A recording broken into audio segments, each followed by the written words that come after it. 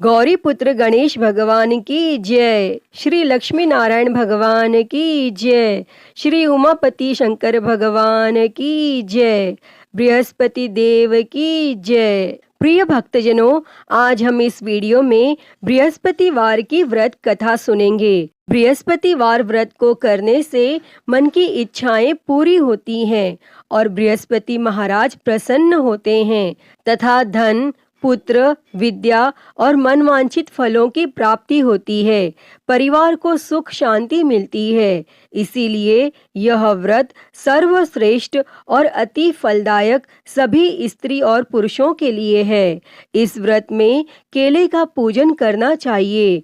कथा और पूजन के समय तन, मन, क्रम, वचन से शुद्ध होकर जो इच्छा हो बृहस्पति देव की प्रार्थना करनी चाहिए और उनकी इच्छाओं को बृहस्पति देव अवश्य पूर्ण करते हैं, ऐसा मन में दृढ़ विश्वास रखना चाहिए। तो भक्तजनों, आइए अब सुनते हैं बृहस्पतिवार की व्रत कथा। तो आप सभी भक्तजन बड़ी ही श्रद्धा, ध्यान पूर्वक और प्रसन्न चित्त मन से इस कथा को सुनिए। तो सभी प्रेम से बोलिए श्री लक्ष्मी नारायण भगवान की जय।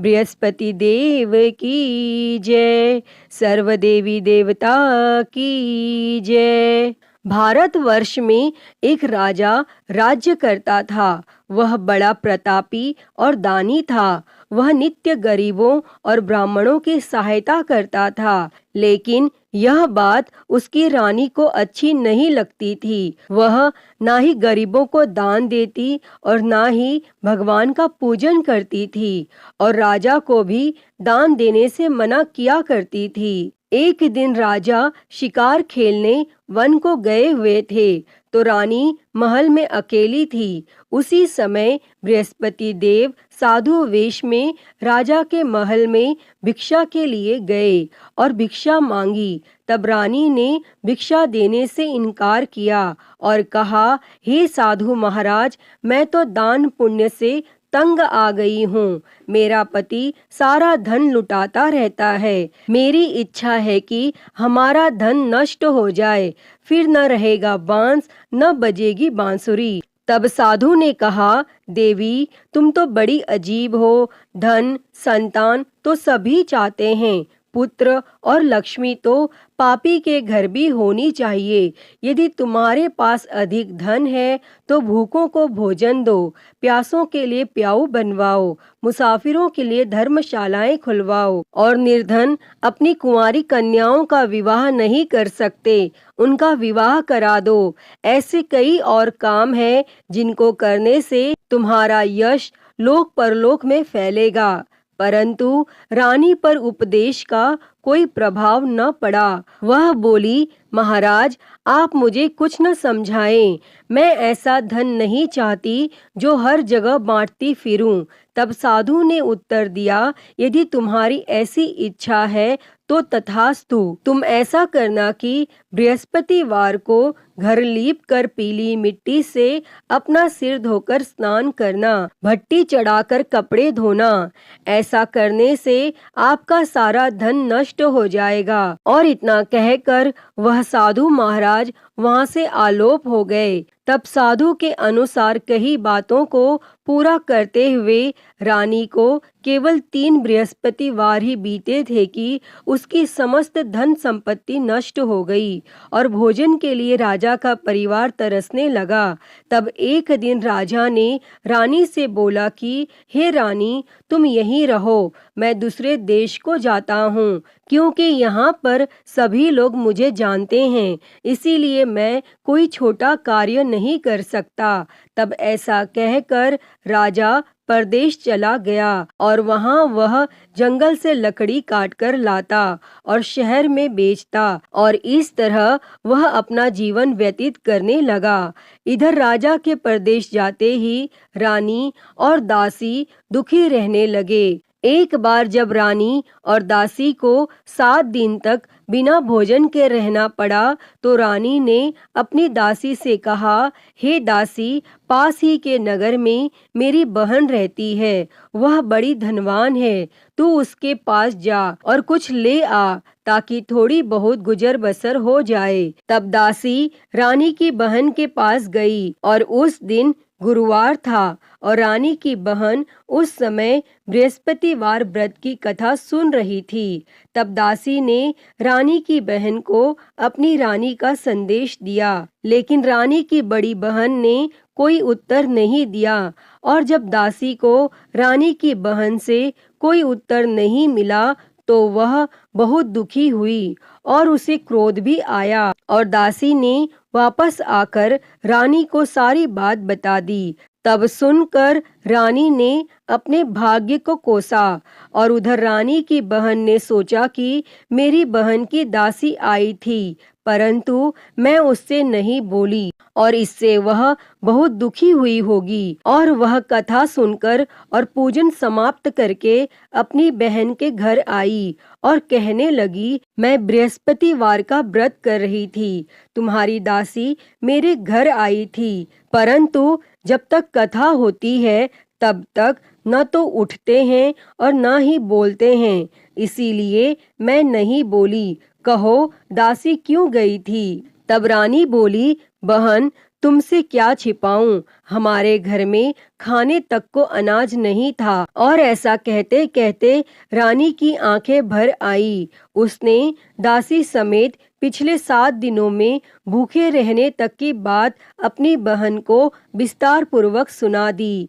तब रानी की बहन बोली, देखो बहन, भगवान बृहस्पति देव सबकी मनोकामना को पूर्ण करते हैं। देखो शायद तुम्हारे घर में अनाज रखा हो। पहले तो रानी को विश्वास नहीं हुआ, पर बहन के आग्रह करने पर उसने अपनी दासी को अंदर भेजा तो उसे सचमुच अनाज से भरा एक घड़ा मिल गया और यह देखकर दासी को बड़ी हैरानी हुई। तब दासी रानी से कहने लगी, हे रानी, जब हमको भोजन नहीं मिलता तो हम व्रत ही तो करते हैं, इसीलिए क्यों न इनसे व्रत और कथा की विधि पूछ ली जाए ताकि हम भी व्रत कर सकें। और तब रानी ने अपनी बहन से बृहस्पतिवार व्रत के बारे में पूछा।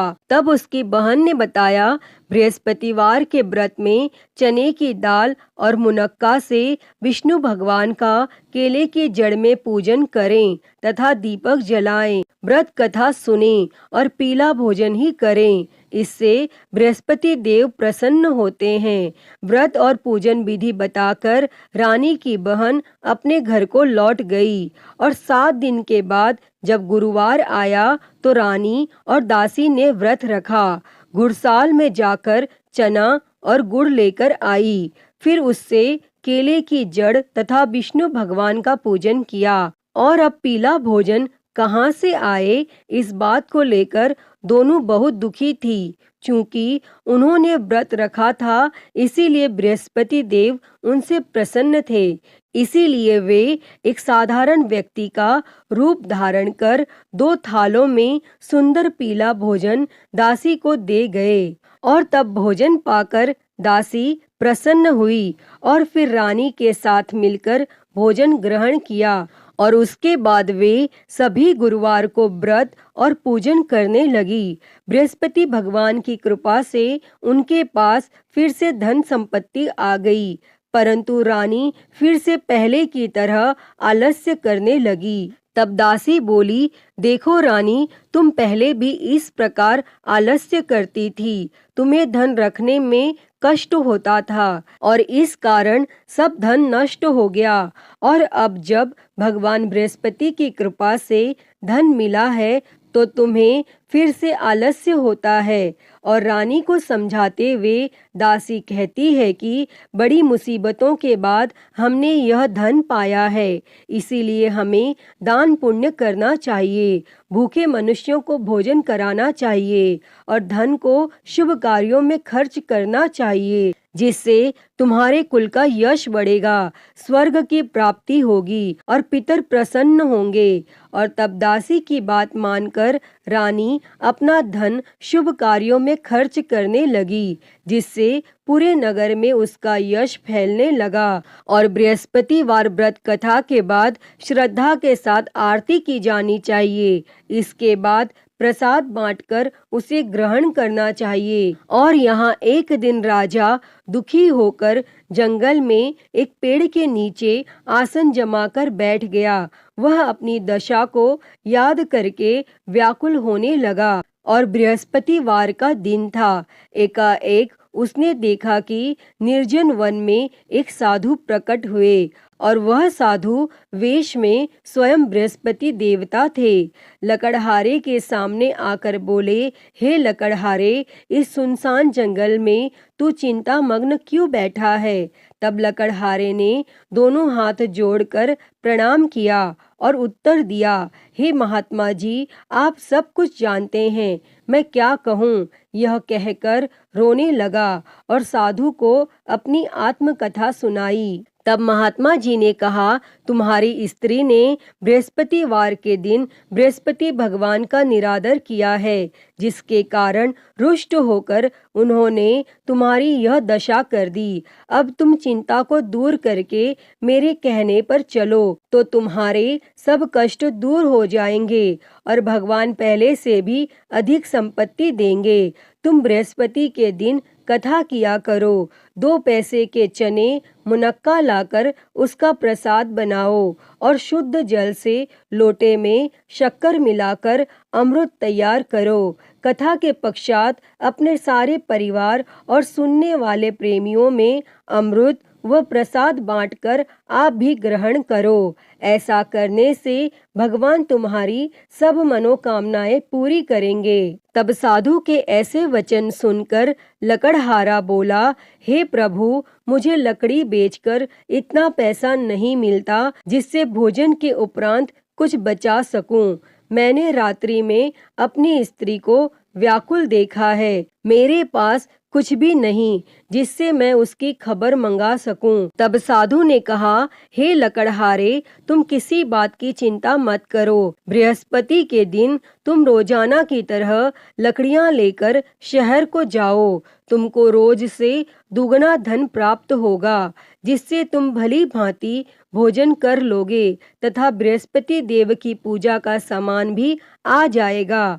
और इतना कहकर साधु अंतर ध्यान हो गए और धीरे धीरे समय व्यतीत होने पर फिर वही बृहस्पतिवार का दिन आया और लकड़हारा जंगल से लकड़ी काटकर किसी शहर में बेचने गया। उसे उस दिन और दिन से अधिक पैसा मिला। तब राजा ने चना गुड़ आदि लाकर गुरुवार का व्रत किया और उस दिन से उसके सभी क्लेश दूर हो गए। परंतु जब दोबारा गुरुवार का दिन आया तो बृहस्पतिवार का व्रत करना वह भूल गया।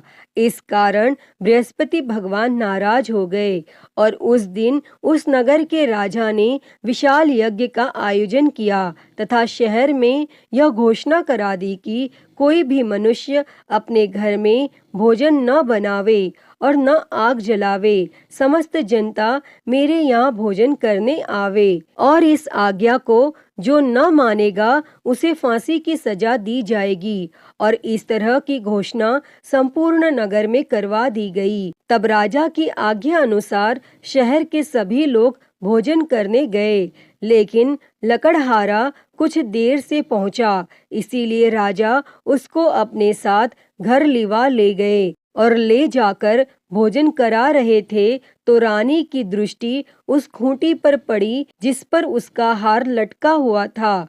वह वहां पर दिखाई नहीं दिया। तब रानी ने निश्चय किया कि मेरा हार इस मनुष्य ने चुरा लिया है और उसी समय सिपाहियों को बुलाकर उसको कारागार में डलवा दिया।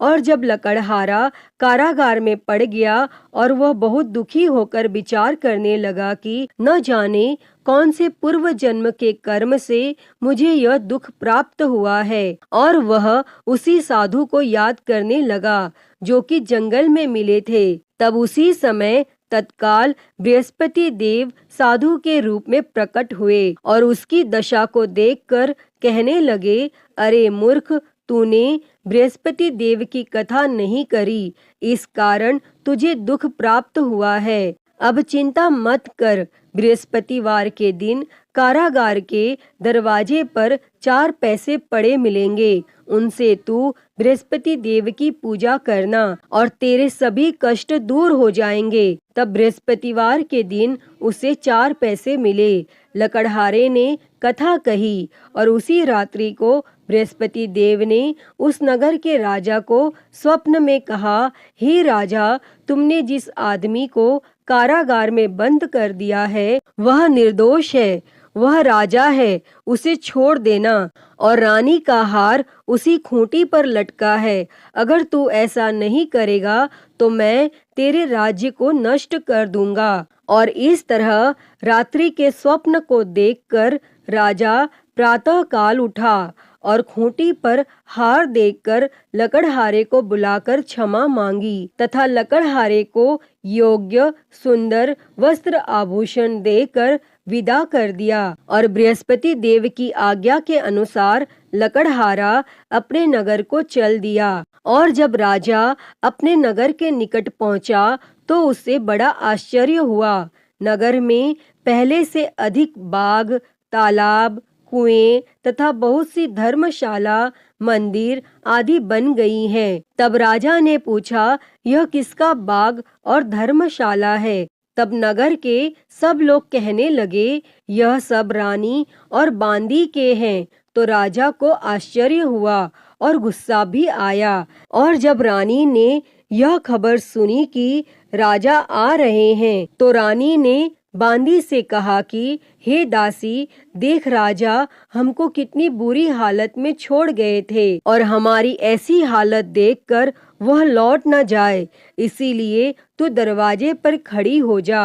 तब आज्ञा अनुसार दासी दरवाजे पर खड़ी हो गई और राजा आए तो उन्हें अपने साथ लिवा लाई। तब राजा ने क्रोध करके अपनी रानी से पूछा कि यह धन तुम्हें कैसे प्राप्त हुआ है? तब रानी ने कहा, हमें यह सब धन बृहस्पति देव के इस व्रत के प्रभाव से प्राप्त हुआ है। और फिर राजा ने निश्चय किया कि 7 रोज बाद तो सभी बृहस्पति देव का पूजन करते हैं, परंतु मैं प्रतिदिन दिन में 3 बार कहानी तथा रोज व्रत किया करूँगा। और अब हर समय राजा के दुपट्टे में चने की दाल बंधी रहती तथा दिन में 3 बार कहानी कहता। और एक रोज राजा ने विचार किया कि चलो अपनी बहन के यहाँ हो आवे। इस तरह निश्चय कर राजा घोड़े पर सवार हो अपनी बहन के यहाँ को चलने गया। मार्ग में उसने देखा कि कुछ आदमी एक मुर्दे को लिए जा रहे हैं। उन्हें रोककर राजा ने कहा, अरे भाइयों, मेरी बृहस्पति देव की कथा सुन लो। और वे बोले, लो, हमारा तो आदमी मर गया है, इसको अपनी कथा की पड़ी है। परंतु कुछ आदमी बोले, अच्छा कहो, हम तुम्हारी कथा भी सुनेंगे। तब राजा ने दाल निकाली और जब कथा आधी हुई थी कि मुर्दा हिलने लग गया। और जब कथा समाप्त हो गई तो राम राम करके मनुष्य उठकर खड़ा हो गया। और आगे मार्ग में उसे एक किसान खेत में हल चलाता मिला। तब राजा ने उसे देखकर उससे बोले, अरे भैया, तुम मेरी बृहस्पतिवार की कथा सुन लो। तब किसान बोला, जब तक मैं तेरी कथा सुनूंगा तब तक 4 हरिया जोत लूंगा। जा अपनी कथा किसी और को सुना। इस तरह राजा आगे चलने लगा और राजा के हटते ही बैल पछाड़ खाकर गिर गया तथा किसान के पेट में बड़ी जोर का दर्द होने लगा। और उस समय उसकी माँ रोटी लेकर आई। उसने जब यह देखा तो अपने पुत्र से सब हाल पूछा। तब बेटे ने सभी हाल कह दिया। तो बुढ़िया दौड़ी दौड़ी उस घुड़सवार के पास गई और उससे बोली कि मैं तेरी कथा सुनूंगी, तू अपनी कथा मेरे खेत पर चलकर ही कहना। तब राजा ने बुढ़िया के खेत पर जाकर कथा कही और जिसके सुनते ही वह बैल उठ खड़ा हुआ तथा किसान के पेट का दर्द भी बंद हो गया। और राजा अपनी बहन के घर पहुंचा और बहन ने भाई की खूब मेहमानी की। दूसरे रोज प्रातः काल राजा जगा तो वह देखने लगा कि सब लोग भोजन कर रहे हैं। तब राजा ने अपनी बहन से कहा, ऐसा कोई मनुष्य है जिसने भोजन नहीं किया हो, मेरी बृहस्पतिवार की कथा सुन ले। तब बहन बोली, हे भैया, यह देश ऐसा ही है कि पहले यहाँ लोग भोजन करते हैं, बाद में अन्य काम करते हैं। अगर कोई पड़ोस में हो तो देख आऊं। और वह ऐसा कहकर देखने चली गई, परंतु उसे कोई ऐसा व्यक्ति नहीं मिला जिसने भोजन न किया हो। अतः वह एक कुम्हार के घर गई जिसका लड़का बीमार था। उसे मालूम हुआ कि उनके यहाँ 3 रोज से किसी ने भोजन नहीं किया है। तब रानी ने अपने भाई की कथा सुनने के लिए कुम्हार से कहा और वह तैयार हो गया। तब राजा ने जाकर बृहस्पतिवार की कथा कही, जिसको सुनकर उसका लड़का ठीक हो गया और अब तो राजा की प्रशंसा होने लगी। फिर एक रोज राजा ने अपनी बहन से कहा कि हे बहन, हम अपने घर को जाएंगे, तुम भी तैयार हो जाओ। राजा की बहन ने अपनी सास से कहा। सास ने कहा, हाँ चली जा, परंतु अपने लड़कों को मत ले जाना, क्योंकि तेरे भाई की कोई औलाद नहीं है। और बहन ने अपने भैया से कहा, हे भैया, मैं तो चलूंगी, पर कोई बालक नहीं जाएगा। तब राजा बोला, जब कोई बालक नहीं चलेगा तब तुम भी क्या करोगी? और बड़े दुखी मन से राजा अपने नगर को लौट आया। और राजा ने अपनी रानी से कहा, हम निर्वंशी है, हमारा मुंह देखने का धर्म नहीं है, और फिर कुछ भोजन आदि भी नहीं किया। तब रानी बोली, हे प्रभु, बृहस्पति देव ने हमें सब कुछ दिया है, वह हमें औलाद अवश्य देंगे। और उसी रात को बृहस्पति देव ने राजा से स्वप्न में कहा, हे राजा, उठ, सभी सोच त्याग दे, तेरी रानी गर्भ से है। तब राजा को यह बात सुनकर बड़ी खुशी हुई और 9वें महीने में उसके गर्भ से एक सुंदर पुत्र पैदा हुआ। तब राजा बोला, हे रानी, स्त्री बिना भोजन के रह सकती है, पर बिना कहे नहीं रह सकती। जब मेरी बहन आवे तुम उससे कुछ कहना मत। तब रानी ने यह सुनकर हाँ कर दिया। और जब राजा की बहन ने यह शुभ समाचार सुना तो वह बहुत खुश हुई और बधाई लेकर अपने भाई के यहाँ आई। तभी रानी ने कहा, घोड़ा चढ़कर तो नहीं आई, गधा चढ़ी आई। तब राजा की बहन बोली, भाभी, मैं इस प्रकार न कहती तो तुम्हें औलाद कैसे मिलती। प्रिय भक्तजनों, बृहस्पति देव ऐसे ही हैं, जैसी जिसके मन में कामनाएं हैं सभी को पूर्ण करते हैं। जो सद्भावना पूर्वक बृहस्पतिवार का व्रत करता है एवं कथा पढ़ता है अथवा सुनता है, दूसरों को सुनाता है, बृहस्पति देव उसकी सभी मनोकामना पूर्ण करते हैं। जैसी सच्ची भावना से रानी और राजा ने उनकी कथा का गुणगान किया तो उनकी सभी इच्छाएं बृहस्पति देव जी ने पूर्ण की थीं। अतः हे बृहस्पति देव जी, जैसी कृपा आपने राजा और रानी पर की, वैसी ही कृपा इस कथा को कहते, सुनते और हुंकारा भरते सभी पर करना। तो सभी प्रेम से बोलिए, बृहस्पति देव की जय, श्री लक्ष्मी नारायण भगवान की जय। तो आइए बृहस्पतिवार व्रत की एक और कथा सुनते हैं। तो सभी प्रेम से बोलिए, बृहस्पति देव की जय, भगवान विष्णु की जय। प्राचीन समय में एक ब्राह्मण रहता था। वह बहुत निर्धन था, उसकी कोई संतान नहीं थी। उसकी स्त्री बहुत मलिनता के साथ रहती थी। वह स्नान न करती, किसी देवता का पूजन न करती। इससे ब्राह्मण देवता बड़े दुखी थे। बेचारे बहुत कुछ कहते थे, किंतु उसका कुछ परिणाम न निकला। तब भगवान की कृपा से ब्राह्मण की स्त्री को कन्या रूपी रत्न पैदा हुआ।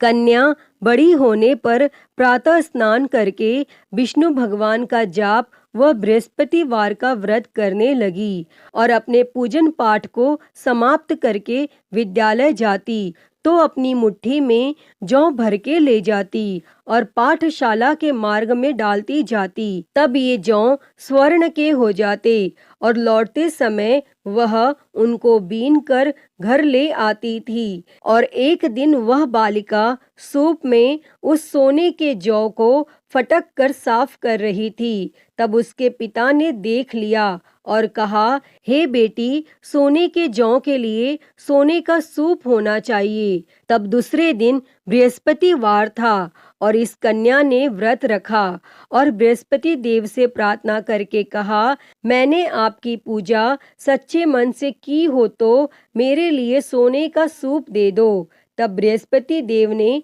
उसकी प्रार्थना स्वीकार कर ली। तब रोजाना की तरह वह कन्या जौ फैलाती हुई जाने लगी और जब लौटकर जौ बीन रही थी तो बृहस्पति देव की कृपा से सोने का सूप मिला और उसे वह घर ले आई और उसमें जौ साफ करने लगी।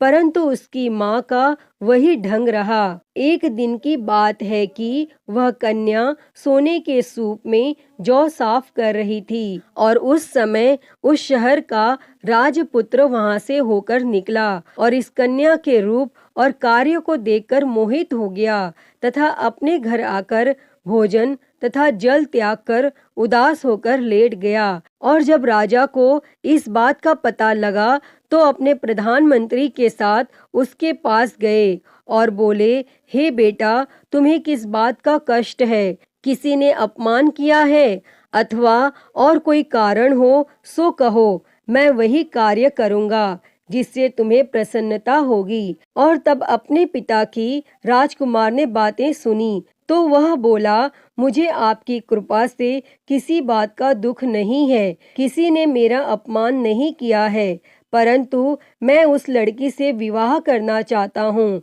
जो सोने के सूप में जौ साफ कर रही थी। और यह सुनकर राजा आश्चर्य में पड़ा और बोला, हे बेटा, इस तरह की कन्या का पता तुम ही लगाओ, मैं उसके साथ तेरा विवाह अवश्य ही करवा दूंगा। तब राजकुमार ने उस लड़की के घर का पता बतलाया और तब मंत्री उस लड़की के घर गए और ब्राह्मण देवता को सभी हाल बतलाया। तब ब्राह्मण देवता राजकुमार के साथ अपनी कन्या का विवाह करने के लिए तैयार हो गए तथा विधि विधान के अनुसार ब्राह्मण की कन्या का विवाह राजकुमार के साथ हो गया। और कन्या के घर से जाते ही पहले की भांति उस ब्राह्मण देवता के घर में गरीबी का निवास हो गया। और एक दिन दुखी होकर ब्राह्मण देवता अपनी पुत्री के पास गए। तब बेटी ने पिता की दुखी अवस्था को देखा और अपनी माँ का हाल पूछा। तब ब्राह्मण ने सभी हाल कहा। तब कन्या ने बहुत सा धन देकर अपने पिता को विदा कर दिया और इस तरह ब्राह्मण का कुछ समय सुखपूर्वक व्यतीत हुआ। परंतु कुछ दिन बाद फिर वही हाल हो गया। ब्राह्मण फिर अपनी कन्या के यहाँ गया और सारा हाल कहा तो लड़की बोली, हे पिताजी, आप माताजी को यहाँ लिवा लाओ, मैं उसे विधि बता दूंगी जिससे गरीबी दूर हो जाएगी। तब वह ब्राह्मण देवता अपनी स्त्री को साथ लेकर पहुँचे तो वह कन्या अपनी माँ को समझाने लगी, हे माँ, तुम प्रातः काल प्रथम स्नान आदि करके विष्णु भगवान का पूजन करो तो सब दरिद्रता दूर हो जाएगी। परंतु उसकी माँ ने एक भी बात नहीं मानी और प्रातः काल उठकर अपनी पुत्री के बच्चों की जूठन को खा लिया। इससे उसकी पुत्री को भी बहुत गुस्सा आया और एक रात को कोठरी से सभी सामान निकाल दिया और अपनी माँ को उसमें बंद कर दिया और प्रातः काल उसे निकाला तथा स्नान आदि करा के पाठ करवाया तो उसकी माँ की बुद्धि ठीक हो गई और फिर वह प्रत्येक बृहस्पतिवार को व्रत रखने लगी। इस व्रत के प्रभाव से उसके माँ बाप बहुत ही धनवान और पुत्रवान हो गए और बृहस्पति जी के प्रभाव से इस लोक के सुख भोग कर स्वर्ग को प्राप्त हुए। अतः हे बृहस्पति देव जी, जैसी कृपा आपने ब्राह्मण पुत्री पर की, वैसी ही कृपा इस कथा को कहते, सुनते और हुंकारा भरते सभी पर करना। सभी के जीवन से दरिद्रता दूर कर सभी के जीवन में धन संपत्ति और सुख समृद्धि देना। तो सभी प्रेम से बोलिए बृहस्पति देव की जय, श्री लक्ष्मी नारायण भगवान की जय। प्रिय भक्तजनों, तो मैं उम्मीद करती हूँ कि आपको आज की ये कथा पसंद आई होगी और अगर वीडियो अच्छी लगी हो तो इसे लाइक करें, ज़्यादा से ज़्यादा शेयर करें और कमेंट बॉक्स में बृहस्पति देव जी की जय लिखना ना भूलें और महाकाल भक्ति ज्ञान चैनल को सब्सक्राइब कर नोटिफिकेशन बेल को ज़रूर ऑन कर लें। हर हर महादेव। धन्यवाद।